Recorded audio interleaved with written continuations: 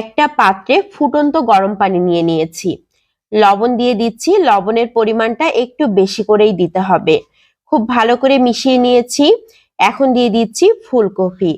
বেশ কিছুক্ষণ ধরে ভিজিয়ে রাখার পর পানি ঝরিয়ে নিয়েছি। এখন একটা পাত্রে নিয়ে রসুন পেস্ট, আদা পেস্ট, জিরা পেস্ট, ধনিয়ার গুঁড়া, গরম মশলার গুঁড়া, লাল মরিচের গুঁড়া দিয়ে দিচ্ছি, সয়া সস দিয়ে দিচ্ছি, টমেটো সস দিয়ে দিচ্ছি একটু বেশি পরিমাণ। এখন দিয়ে দিচ্ছি লবণ। একটা ডিম দিয়ে দিচ্ছি, 3 টেবিল চামচের মতো বেসন দিয়ে দিচ্ছি, আর দিয়ে দিচ্ছি 2 টেবিল চামচের মতো কর্নফ্লাওয়ার। কর্নফ্লাওয়ার হাতের কাছে না থাকলে চাউলের গুঁড়াটাও ব্যবহার করা যাবে।